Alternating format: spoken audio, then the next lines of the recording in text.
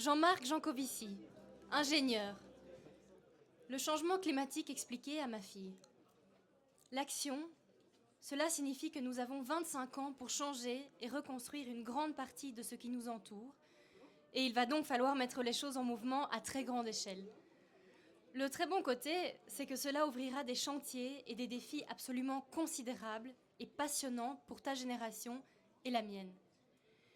Il y aura quand même une contrepartie. C'est d'accepter dès maintenant que nous n'aurons pas toujours plus en travaillant de moins en moins, mais bien l'inverse, pour préserver la paix et un minimum de joie de vivre. Et c'est probablement le plus difficile à avaler. Quoi que l'on fasse, les métiers de demain ne permettront pas d'avoir de plus en plus de mobilité, un écran télé de plus en plus grand et de plus en plus de beefsteak dans son assiette. Et il va falloir l'accepter et le gérer. Mais le travail ne manquera pas. Passer de l'automobile actuelle au transport de demain est un chantier titanesque. La mobilité motorisée va coûter plus cher, c'est entendu, et il n'y a pas moyen de faire autrement. Il faut se dépêcher d'avoir des voitures plus petites, beaucoup moins puissantes, qui consomment beaucoup moins, quitte à mettre un peu le couteau sous la gorge des constructeurs. Il faudra retrouver le vélo et la marche et s'organiser en conséquence. Les trains se développeront au détriment des avions. En somme, il faut tout repenser. Du coup, il faut aussi mieux former votre génération et la mienne pour préparer à peu près tous les acteurs économiques et politiques à faire d'autres métiers ou à s'adapter à ce qui va se passer. Judith Pigneur et Aurore Stéphan, ingénieurs des mines et géologues. Il est urgent et primordial de repenser les modèles de production des métaux et leurs liens avec le secteur énergétique si on ne veut pas voir se développer davantage le gigantisme minier et les pratiques décomplexées de l'industrie minérale. On pourrait décorréler croissance, c'est-à-dire produire de la valeur ajoutée par rapport au PIB, et impacts environnementaux par rapport à la consommation de ressources. Et cela grâce aux innovations vertes et à la tertiarisation de l'économie. Or, il y a des transferts qui se produisent dans les deux cas. Dans le cas des innovations, prenons l'exemple de la voiture électrique. On produit moins de CO2, mais on utilise des matériaux qui sont dommageables pour l'homme et l'environnement. Dans le cas de la tertiarisation, le développement des services et du numérique a tout simplement externalisé notre utilisation de ressources vers les pays plus pauvres ou en développement. Ainsi, à l'échelle mondiale, le découplage escompté n'a pas lieu, puisque depuis 1870, il faut toujours autant de ressources, minéraux et énergies fossiles, pour produire 1 dollar de PIB. Réduire, réutiliser et recycler doivent devenir des priorités. L'approvisionnement responsable en matière de métaux, notamment via les 3 R, réduire, réutiliser et recycler, nécessitera une priorisation des usages. Il ne sera pas possible d'avoir suffisamment de métaux pour tous les usages actuels, et il faudrait donc établir une feuille de route sur les besoins industriels et les volontés de production et de recyclage, en Europe notamment. Kate Raworth, économiste. La tâche du XXIe siècle est claire. Créer des économies qui favorisent l'épanouissement humain dans un réseau florissant de vie, afin que nous prospérions dans l'équilibre à l'intérieur de l'espace juste et sûr du donut. Le donut des limites sociales et planétaires est une visualisation simple des conditions sociales et écologiques qui sous-tendent le bien-être humain collectif. Le fondement social constitue la limite interne du donut et définit les bases de la vie dont personne ne devrait manquer. Le plafond écologique constitue la limite externe du donut, au-delà de laquelle l'humanité exerce une pression dangereuse pour les systèmes terrestres, source de vie. Entre ces deux ensembles de limites s'étend l'espace écologiquement sûr et socialement juste, où l'humanité peut s'épanouir. Cela rend possible de transformer les économies actuelles, source de division et de dégénérescence, en économies distributives et régénératives par dessein. Une manière prometteuse de redéfinir le sens du mot économiste consiste à se tourner vers ceux qui ont dépassé la réflexion pour passer à l'action économique. Leur impact se reflète déjà dans le décollage de nouveaux modèles d'entreprise, dans le dynamisme avéré des communs collaboratifs. Comme l'a montré Donella Meadows, le pouvoir d'auto-organisation, la capacité d'un système à compléter, transformer et modifier sa propre structure est un fort point d'appui pour changer tout un système. Nos choix et nos actes refaçonnent constamment l'économie, et pas seulement à travers les produits que nous achetons ou n'achetons pas. Nous la refaçonnons en déplaçant notre épargne vers des banques éthiques, en utilisant les monnaies complémentaires pair à pair, en inscrivant le but vivant dans les entreprises que nous créons, en exerçant notre droit au congé parental, en contribuant au commun du savoir et en militant dans les mouvements politiques qui partagent notre vision économique. Philippe Biwix, ingénieur. Que ces tendances officielles sont assommantes. En 2050, X% de l'humanité vivra en ville. En 2050, X% des espèces auront disparu. En 2050, il y aura X% journées de canicule par an. 2050 ad libitum. Mais non de non. Au lieu de pondre des rapports, bougeons-nous pour que tout cela n'arrive pas. Il ne s'agit pas de chercher dans le passé un hypothétique âge d'or ou un paradis perdu, mais de reconnaître que face au fantastique développement technologique qui a sans nul doute éloigné beaucoup d'entre nous des risques de pénurie, des menaces permanentes de disette, du labeur accablant, des affres de nombreuses maladies, les êtres humains ont consenti et collaboré à la disparition de nombre de choses auxquelles pourtant ils tenaient. Tel était le prix à payer pour le progrès. Sauver bébé tout en jetant l'eau du bain est tout sauf évident. Et pourtant, il ne manquerait peut-être pas grand-chose pour redonner à l'utopie un nouveau souffle. Et pourtant, si nous osions orienter le gigantesque effort d'innovation et de recherche vers d'autres buts que le profit immédiat et le marché sauvable, vers l'économie de ressources, vers le bien vivre, vers les moyens de réconcilier réellement. Pablo Servigne, ingénieur agronome, et Gauthier Chapelle, docteur en sciences, biologiste. L'ultrasocialité humaine a été à l'origine de notre phénoménale expansion, mais a aussi posé les bases de notre possible disparition. Pour avoir une chance de rester longtemps sur Terre, il nous faut nous adapter aux principes du vivant et bien nous entendre avec les autres êtres. Sans aucun doute, cela mènera à de nouveaux modes d'organisation. En poussant le culte de la compétition à son extrême et en l'institutionnalisant, notre société n'a pas seulement engendré un monde violent, elle a surtout ôté une grande partie de son sens à la vie. Le délitement des liens a créé un grand vide, un immense besoin de consolation que nous tentons de combler en permanence par l'accumulation frénétique d'objets, de trophées. Comment recréer des liens de réciprocité, de confiance, de sécurité et d'équité avec ceux et ceux qui nous entourent? Voilà le grand chantier qui arrive. Cela ne se fera pas en effaçant les identités que chacun de nous a forgées au niveau inférieur. Villes, régions, pays, partis, entreprises, clubs, etc. Mais au contraire, en les acceptant, en les multipliant et en faisant en sorte qu'aucune ne devienne radicalement excluante ou aveuglante. Le défi est d'apprendre à jongler avec cet entrelacement d'identités afin de traverser les tempêtes sans se noyer. C'est une étrange constatation, mais accepter notre propre vulnérabilité et recommencer à croire dans notre interdépendance avec les autres qu'humains redonne de la joie, de la force et du courage. Baptiste Morisot, philosophe et pisteur de loups. Partout autour du monde, dans les cultures non dualistes, il y a exigence d'égard même envers ce que l'on tue et que l'on mange, même envers les éléments donateurs que l'on exploite et surtout parce qu'on les exploite. Il y a exigence d'égard. L'égard se localise discrètement entre morale et instrumental. C'est une position de réciprocité qui n'est pas un égalitarisme ni une sanctuarisation de l'autre. C'est là que tout se joue. C'est en ce sens que je veux redéfinir, pour finir, la diplomatie interspécifique des interdépendances comme théorie et pratique des égards ajustés. Il faut constamment ajuster et réajuster les égards aux réponses qu'ils nous font, à leur manière de réagir, de plier notre action pour nous la renvoyer autrement.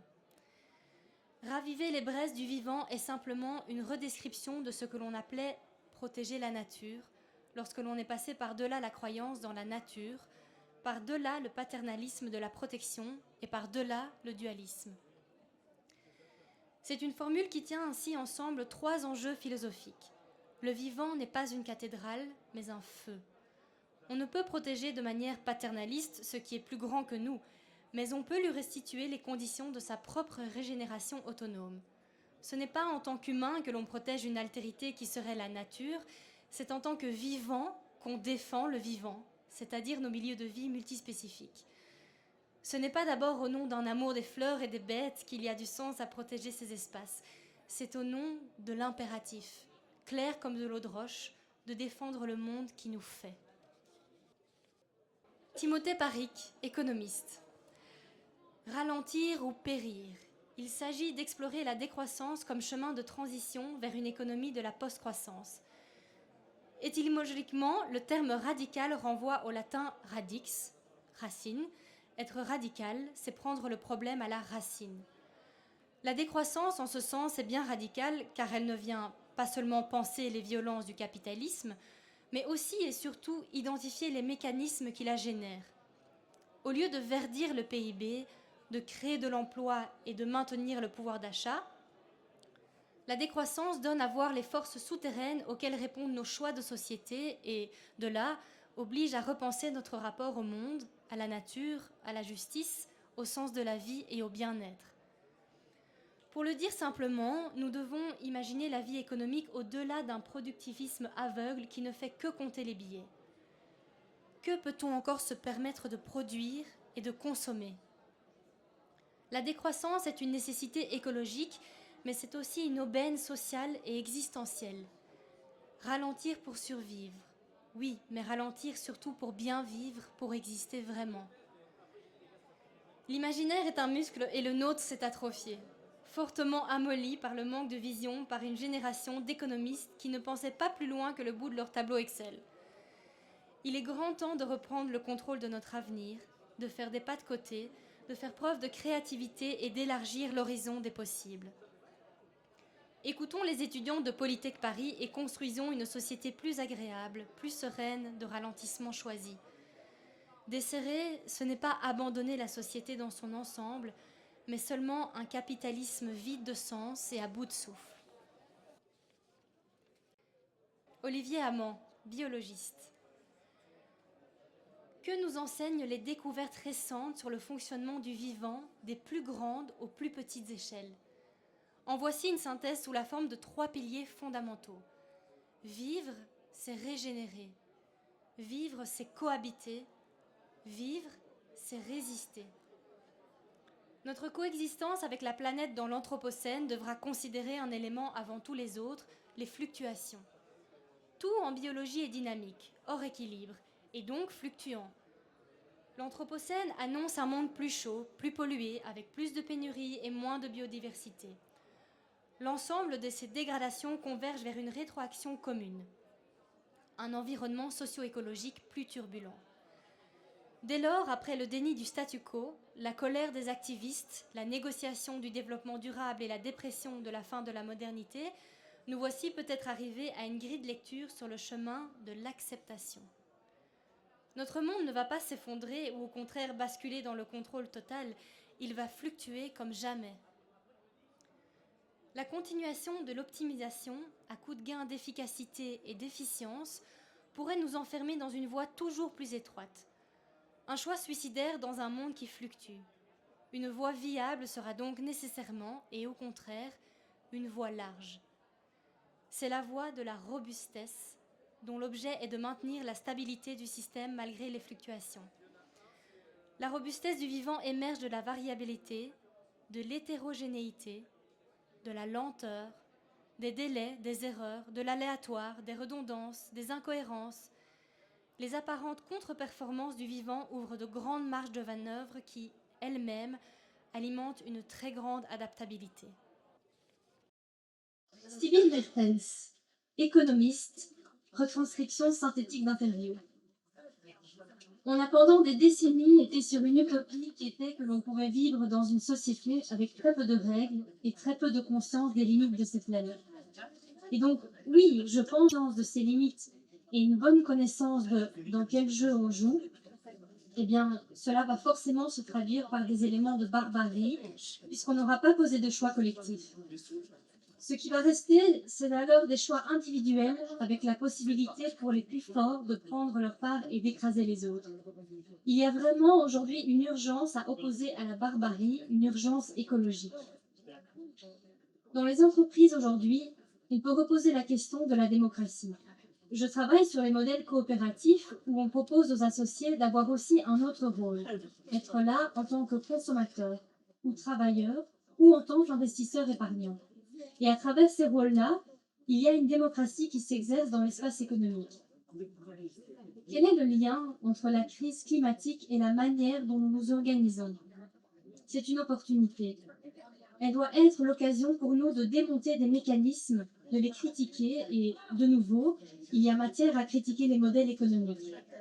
C'est là qu'il faut commencer à expliquer les causes et les effets. Le changement climatique vient notamment de la manière dont on organise l'activité économique. On peut la penser autrement.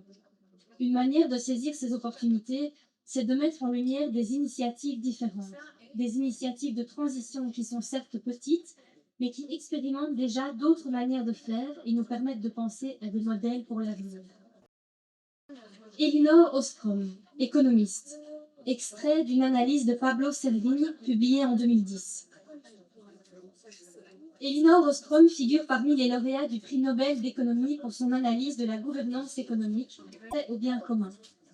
Il faut veiller à renforcer les structures d'auto-organisation naissantes, toujours prendre les décisions proches du lieu de l'action, c'est-à-dire de la ressource, encourager les systèmes de gouvernance polycentriques et ne jamais proposer une solution unique. Cependant, il faut conserver la richesse. Autrement dit, si vous voyez quelqu'un arriver en costume gris avec une seule solution clé en main, changez de trottoir. Expliquer toute la théorie d'Ostrom en quelques lignes n'est assurément pas possible. Il s'agit plutôt d'une petite invitation à découvrir une pensée nouvelle qui rafraîchit notre manière de concevoir la politique. Elinor Ostrom a ouvert une brèche. Cette brèche est une théorie pour comprendre comment les individus et les organisations s'auto-organisent et s'auto-gouvernent afin de tirer collectivement les bénéfices des ressources renouvelables. Ces deux idées fortes sont d'une part qu'il faut recevoir tout nos vieux schémas de pensée, nos modes d'organisation et notre vision de la nature humaine. Et d'autre part, qu'il ne faut jamais proposer une solution unique et simple. Plonger dans la complexité, l'observer avec subtilité, jongler avec différents niveaux d'analyse et cultiver la diversité. C'est un sacré programme. François Gémen, politologue, Alexander Rankovic, écologue, et l'atelier de cartographie de Sciences Po. Il n'y a pas de solution facile. Des doctrines comme celle de la croissance verte tentent de réconcilier les anciens modèles en découplant la croissance, augmentation du PIB, de l'augmentation de la consommation en énergie et matériaux, mais personne n'est encore vraiment parvenu à résoudre une telle quadrature du cercle. Éloignons-nous donc des réponses idéologiques faciles, y compris de celles qui proclament la fin des idéologies. Attendons plutôt à un travail minutieux et prudent de réinvention, en nous ancrant profondément dans les réalités de notre temps. Les vieilles réponses sont toutes issues d'une même matrice qui nous ligote dans l'Anthropocène. Il leur reste au moins autant d'efforts à accomplir pour évaluer et faire connaître toutes les expériences de transformation, pour construire un dialogue vivace, ouvert mais exigeant, à partir des résultats concrets. De la stupeur et du tremblement, il faut passer à l'invention. Il ne s'agit pas seulement de décrire le monde que nous souhaiterions éviter. Il s'agit aussi de dessiner les contours de celui auquel nous aspirons. Jamais ces sujets n'ont été aussi présents dans les débats, les médias et les institutions. Et c'est une bonne nouvelle. Tout reste à reconstruire. Aurélien Barraud, astrophysicien et philosophe. Il faut une révolution politique, poétique et philosophique. Nous avons éradiqué, sur des échelles de temps différentes, plus de la moitié des mammifères sauvages, plus de la moitié des poissons, plus de la moitié des insectes et plus de la moitié des arbres. C'est fait. Un problème systémique ne peut avoir de solution que systémique. Dans un jeu où nous sommes sûrs de perdre, il n'est pas utile de faire un bon coup. Il faut changer les règles. Le reste relève du détail ou du cache-misère. Je pense sincèrement qu'il y a quelque chose de profondément débile, je n'ai pas d'autre mot plus poli, à nommer croissance une éradication systématique de la vie sur Terre.